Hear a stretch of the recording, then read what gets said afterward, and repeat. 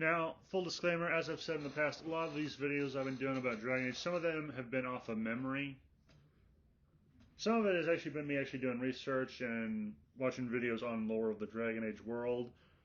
But I'm going to get some stuff wrong on this probably. Actually, more than probably. I will bet you money on that, but... yeah, no, that's just all I wanted to say. You'll probably see some errors in this video. Just thought I'd let you know. In war, victory. In peace, vigilance. In death, sacrifice. This is a motto of the Grey Wardens, a faction in the Dragon Age series that I think are actually probably the most interesting group of, like, Dragon Age has fascinating lore and interesting factions, but I think the Grey Wardens kind of epitomize this. Just because, like, every fantasy story always has factions in it, and there's something that makes them stand out sometimes. Like, sometimes you'll have really unique factions or groups that people can join. And I think this is kind of with the Grey Wardens, because I think that was because in the first game, Origins, you had to play as one, and then they probably wanted to make it as appealing as possible.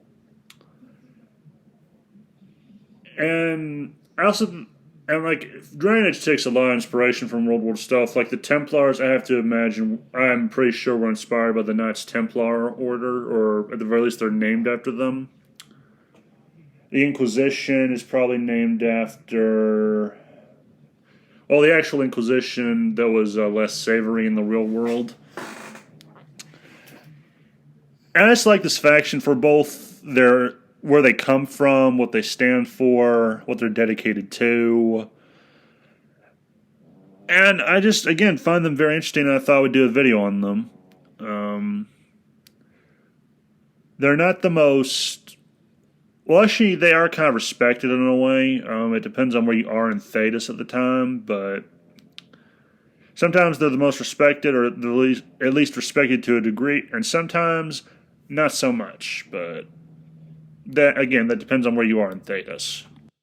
Okay, so the origins of the Grey Wardens can technically be traced all the way back to the First Blight, which occur in...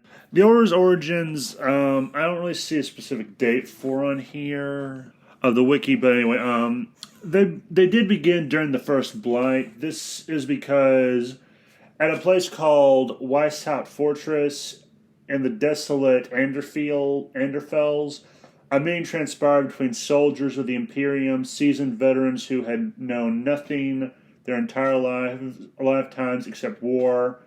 They came together.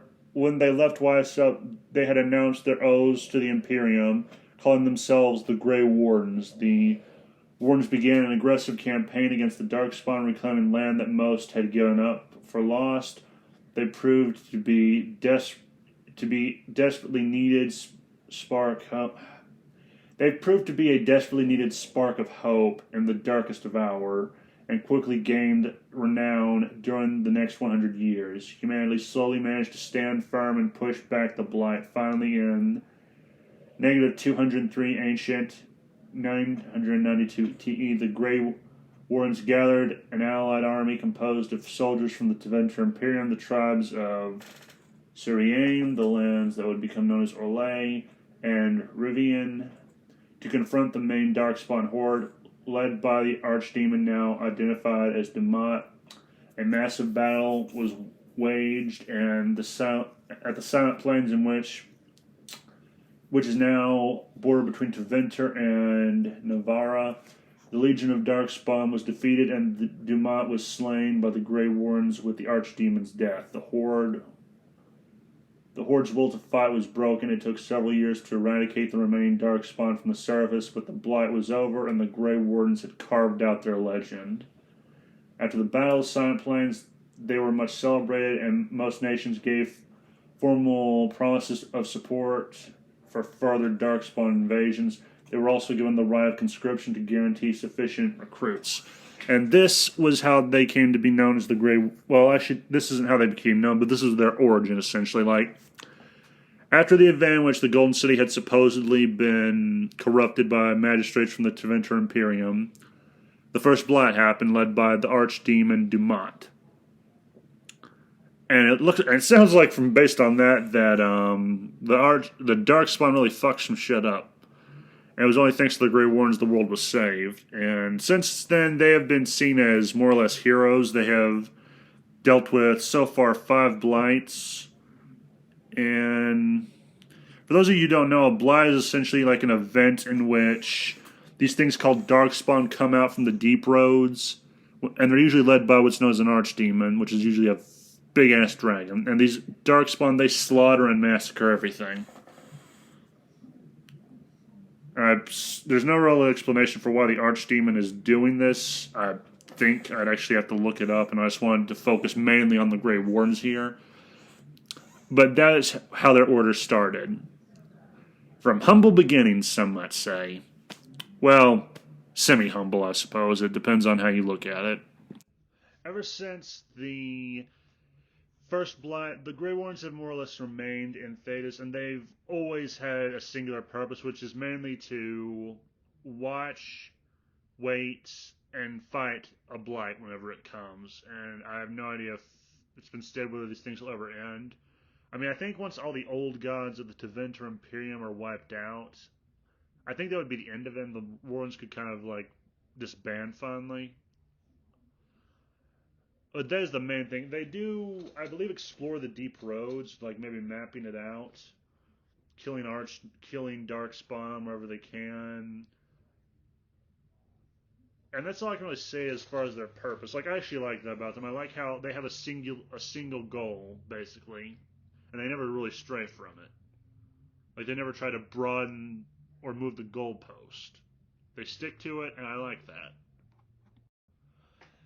Now, when it comes to their social standing within the various countries and societies of Thedas, Grey Wardens are generally respected.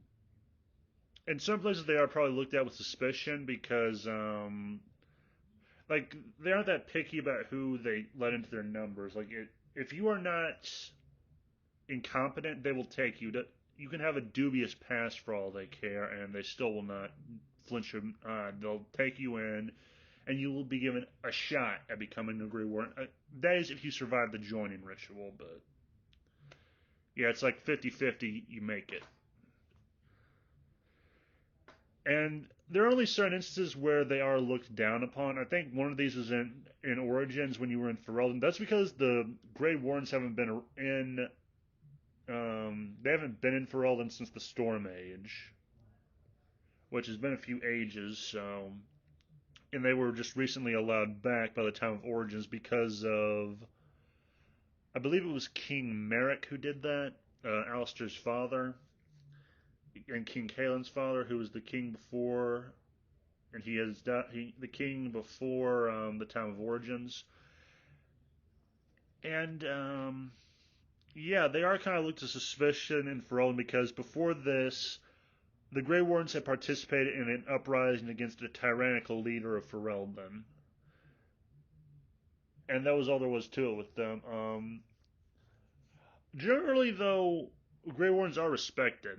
Like, people acknowledge the contributions they have. The dwarves respect the shit out of them. I'm not going to lie, because part of being a Grey Warden is you have to take something what's known as the taint, and before you say I don't mean that kind of taint, so get that immature joke out of your head. And near the end, a Grey Warden is about to either die or his mind will stop being his own one day. So they go into the deep roads,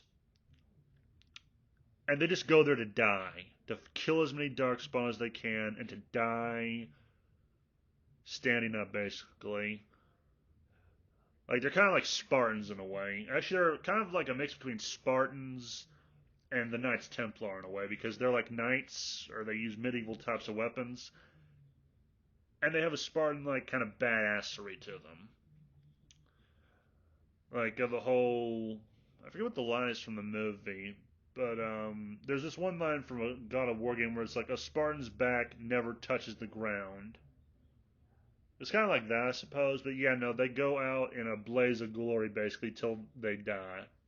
And it's pretty cool. The closest thing I can think to, you never see this in the games, but there was this trailer called The Calling, where it shows the warden approaching the door and opening it. On the other side is a horde of Darkspawn Hurlocks, Genlocks, Ogres, like various Darkspawn species, all ready to come at him. He puts on his helmet and he charges. Like, before he opened the door, he just pulled out his sword, dropped the scabbard, and he had no intention of putting it back in its sheath.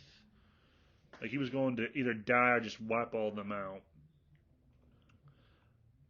So yeah, but to the dwarves, they are very well respected. I think the same can be said of the Dalish, because like the Wardens actually have a couple of treaties with them and special privileges. One is the right of conscription. They can conscript anyone and no one can stop them, basically, if it's respected by the country, and or something to that effect. Another is there are these three treaties. They're signed by the dwarves, the Dalish elves, and the circles, and they have to provide aid to the Grey Wardens, I think, without argument. So they have these allies they can go to if they're really desperate. And that's all I can really say. Like, outside Ferelden, they are more or less respected. Their order is not on the decline as much. It sometimes feels that way because you don't get to see as many of them. And there's also this requirement that they stay out of politics. They are not allowed to interfere in political affairs.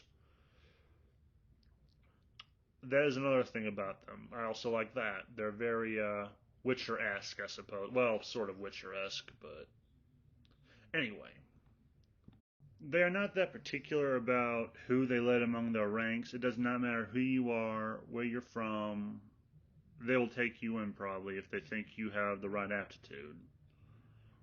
So you could be a king, a beggar, a knight, a rogue, a thief, a chased, a wild man, a barbarian. Does anyone, if they think you have the skills or the ability to be an effective Grey Warden, they will take you in. Or if you're a prisoner, they would give you that option as well. Sometimes, if they have to invoke the right of conscription. And yeah, they take in anyone. Doesn't matter if you're an elf, a human, a dwarf, a Canary. They take all comers.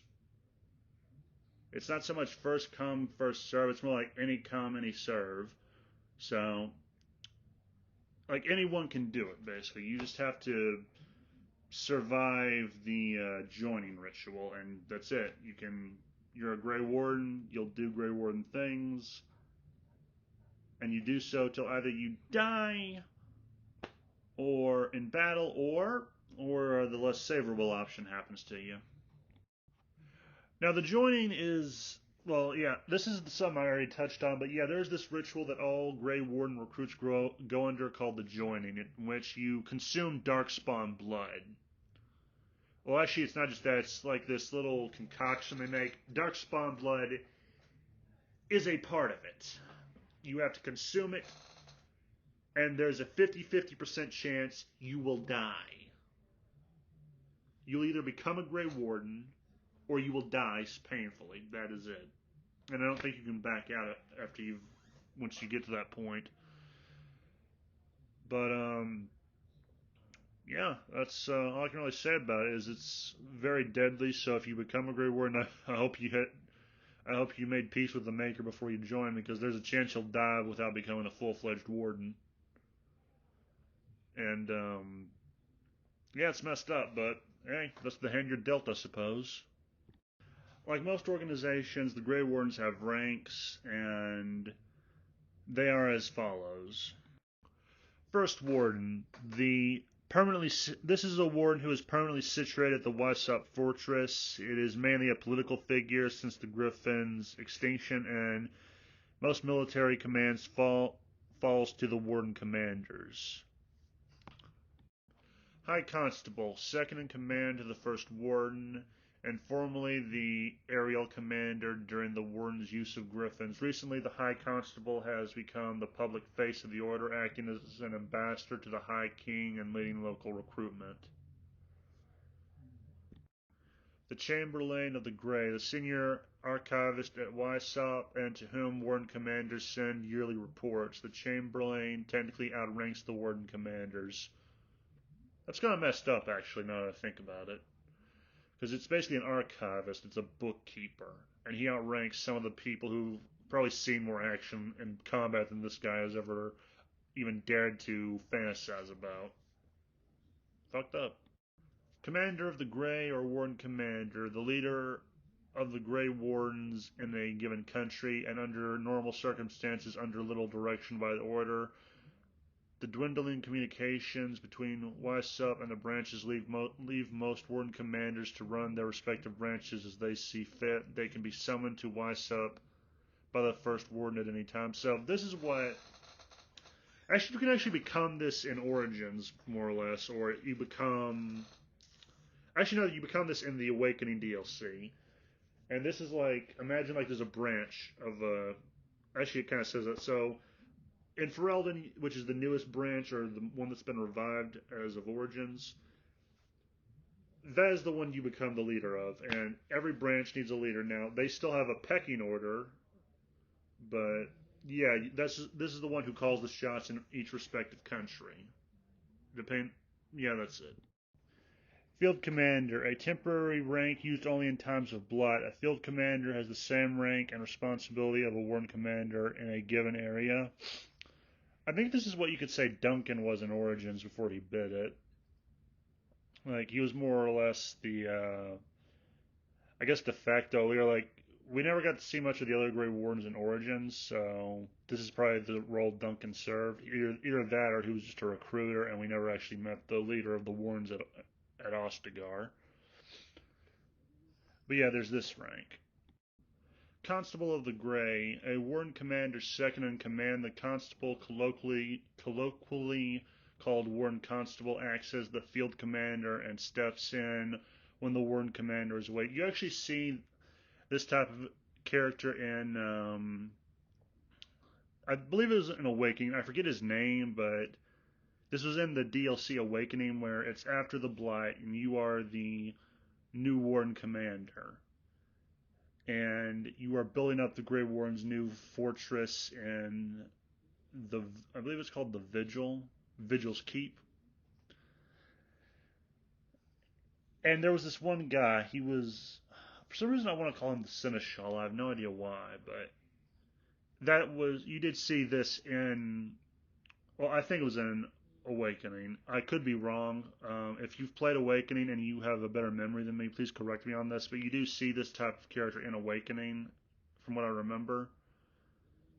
And yeah, Senior Warden or Warden-Lieutenant in Orlais. The formal title given to a veteran warden who deserves special privileges. When a Constable of the Grey is in command, they usually take a senior warden to act as their second in command. Senior wardens may command a small group of wardens or undertake special missions. An archivist is basically like to every branch. So for every country branch of the Grey Wardens, you have an archivist who is like assigned to them.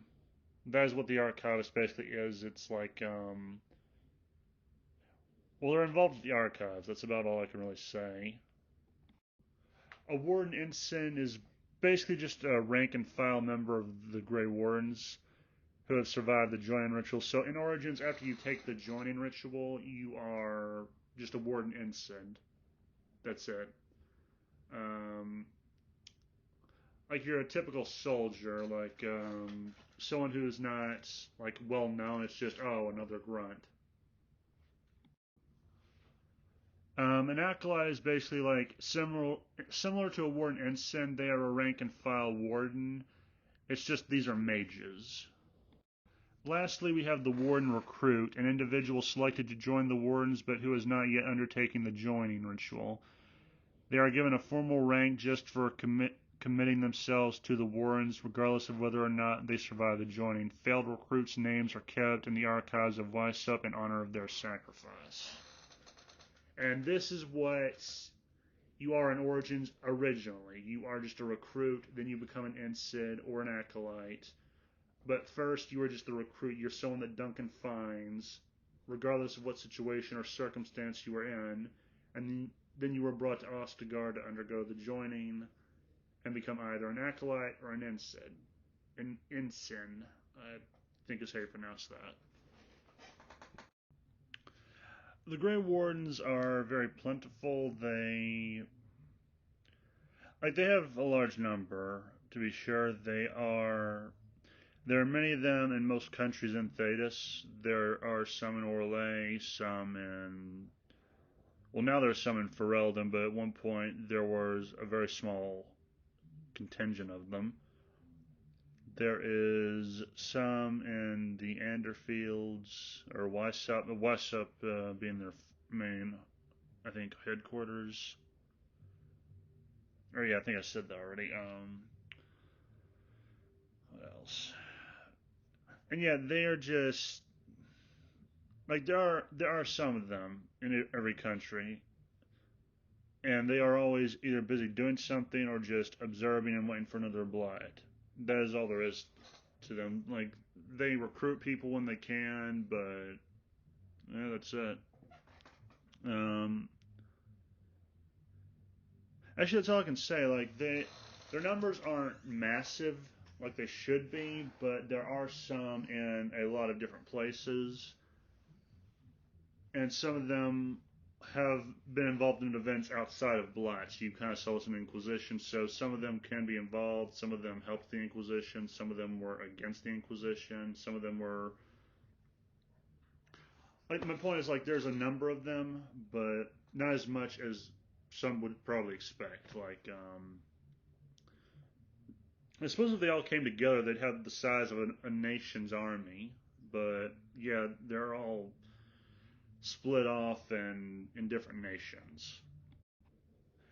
Now, as I said, the Grey Wardens take anyone. This includes classifications, so you can be a rogue, a warrior, or a mage, and the weapons and equipment does not matter. They allow, I think, just about anything. I wouldn't be surprised if they allowed poison. Well, they would be fighting Darkspawn, technically, so anything would go. So poison would be allowed.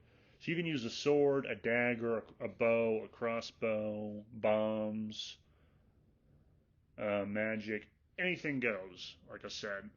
It's just you have to be. It's just a matter of what you are willing to do and use to fight Darkspawn, either during a blight or in the deep roads or when you're on the road. In which case, that depends on what you're willing to do to fight your fellow human. And yeah, they're usually proficient with these weapons to a very good degree. Philosophy and methods. This part is not like my interpretation of them or my thoughts on them. This is mainly the part where I actually had to look up the wiki, and I'm just going to be reading this verbatim for y'all to give you some idea of how they are.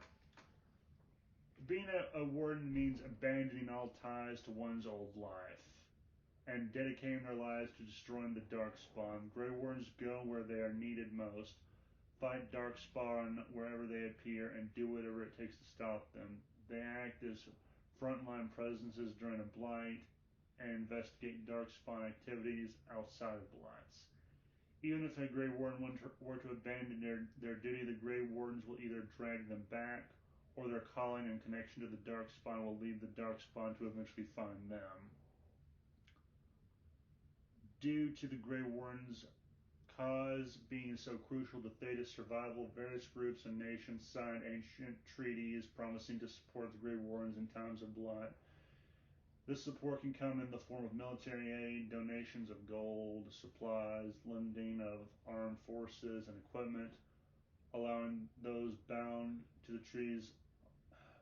Although those bound to the treaties are obliged to fulfill their promises, Grey Wardens believe in times of blight the treaties entitle them to take what is needed when needed. Outside of the blight, the treaties are as binding as a clever tongue can make them.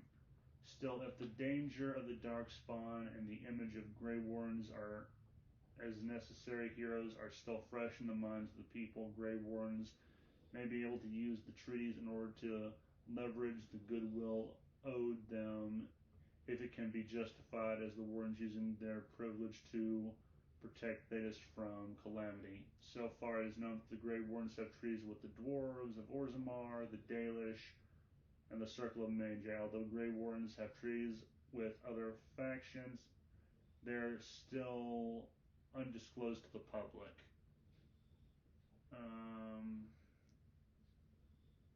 Okay, and the rest of this is from a tabletop, so I will not be mentioning this. And that is it. Like, it's kind of a miserable life. Like, that's the thing about factions and fantasy games and stories. They have to have an upside and a downside. The upside to being a Grey Warden is you are respected, and generally people don't look at you with too much condescension or sneer or disdain.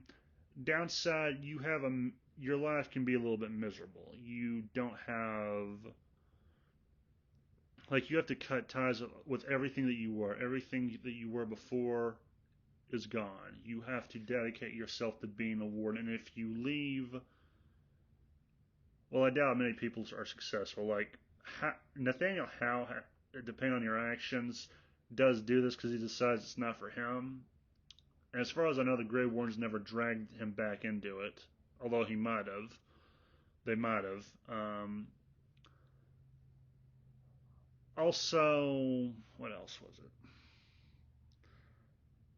Like, it also has the downside.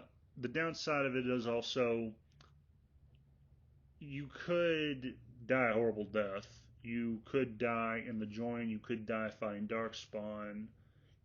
You could, like, any number of bad things can happen to you. And I think another downside of this would be you never, like, I think that means having to cut ties with everyone you ever knew. So all your friends and loved ones, you may never have a chance to see them again. Now, this is kind of debatable, I think, because there's some Grey Wardens who have some contact with their family, like in 2.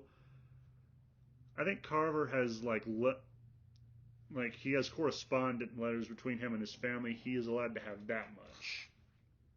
He has, and no, that's about it, actually. I think the warden, if he's a noble human or whatever, he has some contact with the people from before he became a warden, but that is limited. And one day, and the most major downside is even if the Darkspawn or some guy on the road doesn't kill you, one day your body or mind will be worn down because of the joining, and you will either become demented or you just feel yourself becoming less human, like philosophically anyway. And you have to go down into the deep, and it's either let this thing run its course and whatever happens to you happens, or you go down into the deep roads, sword or weapon in hand, and you go out in a blaze of glory, killing as many Darkspawn as you possibly can before you yourself are killed. And yeah, like, there's probably some more downsides, but those are the main ones I can think of. Like, the upside, you are respected and you will become a very skilled warrior over time. Downside, you'll either die a horrible death or you'll have to willingly die in a fight against an unstoppable horde beneath underground. But just like every group has its perks, it has, like, unsavory aspects to it. As weird as it'll probably sound, there are actually 2 groups that the Grey Wardens remind me of, very much so. One would be the Night's Watch, and the other would be the Witchers. And they remind me of them because, well, the Night's Watch is kind of looked down on by much of the South, and maybe to some extent by the North, which is closer to the wall where the Night's Watch operates. They are not, like, at one point they were seen as something necessary, I suppose, but, like, it's been years since I read the Game of Thrones lore. It's pretty good, or it was, till HBO bent it over the table and ruined and violated it. But I'm not even going to get on that. And they're, like, once they were probably seen respectably and serving a purpose, but now not so much. They are kind of, I would almost say, on a decline. So the Grey Wardens still have, like, large numbers of people in every country, but I don't think there's as many of them as there probably should be. And that's because most of the time they spend their time watching and waiting for another blight to happen so they can deal with it as soon as possible. The Night's Watch the threat that they faced was, I believe, more or less forgotten about and thought to be nothing more than myths and legends made to scare little children at night before they went to bed. Similarly, with the Witchers, they are small in number. I wouldn't say they're dwindling as much as Witchers were because there's very few Witchers. There's only like a handful, I believe, for each school except for the Viper. They are, I think, down to one now. And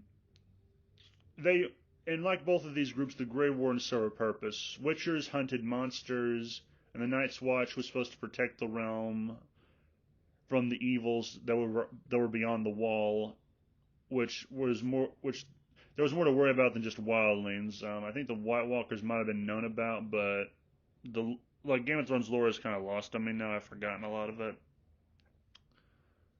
But both served a purpose, and over time their purpose has been doubted, called into question, and they have faced suspicion and ridicule from time to time. Mostly suspicion, the Grey Wardens. And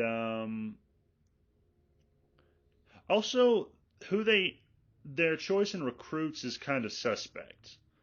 Like the Night's Watch, a lot of their membership comes from people who are in prisons and dungeons, and are given a choice: either go serve on the wall and spend the rest of your life there, never to leave it, or get the knife. I believe is what would happen to that was the alternative, and that was the choice you had. Witchers, they usually get roadside orphans, or either that or they're given to them by the parents as when they invoke I believe it's the Rite of Surprise, which is just, if a witch, you want to give something, a witcher can just invoke this and you just give them the first thing you find when you get home, I suppose. And yeah, not all of the children survive the process. Some of them die. Similarly, the Grey Wardens, they have members who join and do not survive the joining. And yeah, it's a hard process. Like, some people just die before they become full-fledged Grey Wardens, just as some people die before they can become full-fledged Witchers. And Witchers are looked at with suspicion and disdain. Similarly, Grey Wardens are similarly looked at. Somewhat. This is up for debate, I suppose, like how they are looked at. I think it would depend on where you are as a Grey Warden at the time in Thedas. Like in Origins, a lot of them were wiped out. No, almost all of them except for two were wiped out at Ostagar, and the ones that survived had a bounty put on their head. I'm pretty sure the people on the continent in the Witcher world, they would love to put a bounty on the Witchers and wipe them out, but they need them to fight monsters, and plus, Witchers are very skilled warriors, similarly to Grey Wardens, and they are a pain in the ass to fight, and they can do some damage, is all I'm going to say. And I think I said all three of these groups find their orders often on decline. Like the Witchers have the worst. The Night's Watch and the Grey Wardens, they have it not as bad. Also, much like the Night's Watch, the life of a Grey Warden is one of dedication. You are basically stuck with it for a very long ass time. I don't think you can ever leave. Well, no, some retire. I think Nathaniel Howe, depending on the ending of Awakening, he chose that. But yeah, once you become a Grey Warden, you renounce a lot of things. Family ties, I think, can't be involved in politics or the stuff of the Chantry. Similarly, Witchers try to stay apolitical and not involved in the affairs of the world, although Geralt sometimes finds himself being the exception to this as he's dragged into political affairs, sometimes against his own will or by circumstance. And this is also similar to the Night's Watch in that when you join the Night's Watch, you make a vow that your watch will not end until the day you die. You will take no wives, you will have no children, you will own no land. And that is it. You're pretty much stuck with it. The same can be said of the Grey Wardens. The only difference is, I believe some Grey Wardens have left on their own. And Nathaniel Howe is an example. Another example is I think his name is Anders or Anderson. I forget how his name is. But a companion in Dragon Age 2. He, I believe, deserted. Which I don't want to know. I don't even want to think about what the Grey Wardens would have done if they ever found him again. But yeah, these two factions specifically remind me of the Grey Wardens. But I believe it was Game of Thrones that influenced Dragon Age Origins. So with that in mind, I think that the Night's Watch was a heavy influence on the Grey Wardens by the creative team at BioWare. So it doesn't surprise me they have some similarities. The Witcher one, I'm just chalking that up to coincidence. Like, I really am. Like, the similarities are. It's like the similarities I see between Elric and Melna Benet and Darth Vader. Like, I'm just assuming they're coincidental and not intentional. Before I forget this, there's one more similarity that Grey Wardens have with Witchers that I think are, again, coincidental. Both organizations or factions are dedicated to fighting a specific entity or group. Witchers are trained from a young age and mutated to fight just monsters. Drowners, what are the other ones? I forget his name. Ogres, trolls, just anything that isn't human, elf, or dwarf and generally kills lots of people, they are paid to kill for the right price. The Grey Wardens similarly are trained or selected if they're skilled enough and continuously train and dedicate themselves to fighting the Darkspawn, Blights, and Archdemons. So yeah, I just wanted to add that also. For me, the appeal when looking back on the Grey Wardens has to probably be one. I like how dedicated they are. Like, I like factions that are dedicated and specialize in a certain purpose. So going back to like the Witchers, even though I do buy the whole idea that the Witcher is probably plagiarism, I do like the fact that Witchers are dedicated to just the occupation of hunting down monsters and slaying them for money. I do find it interesting how they have been trained from a very young age to be dedicated to that one field of work alone. Similarly to how the Grey Wardens are dedicated, even though they weren't trained from a young age, they joined the order with that like singular mindset of they're either going to hunt Darkspawn, fight them in a blight, or combat them in the deep roads. That's all there is to it with them. Another one is I like how unique they are. This is again goes back to the Witchers. Witchers are unique in the world they live in, just as Grey Wardens are unique. Like there are lots of factions within Thedas who have warriors, but they're all dedicated to something else. Grey Wardens are the only faction in Thedas that I know of that are dedicated to fighting Darkspawn the Blight, and they dedicated generations to this specific field. And yeah, they are how anyone. I also like how anyone can join them. It doesn't matter where you come from. It's very it's almost kind of like a meritocracy, I would say. Like anyone can thrive in it as long as they are the best at what they do. Sort of. That's still up in the air with me, but I also like the respect and disrespect they give because on the one hand, if you are a Grey Warden, you are respected by people in Thedas because you do something that is necessary. On the other hand, there are probably some people in the world who look down Grey Wardens with disdain. Like we saw this again in Origins, where they're looked at with suspicion. There are probably people in other countries outside of Ferelden who look at them the same way. It's just they are a minority, so Grey Wardens don't have to worry about them causing problems. And yeah, I kind of like how they have earned the respect that they have in the world. Like, while the dwarves respect them, I think is probably the most badass thing about them. Like, most Grey Wardens, when they die, they go into the deep roads to kill as many Darkspawn as possible.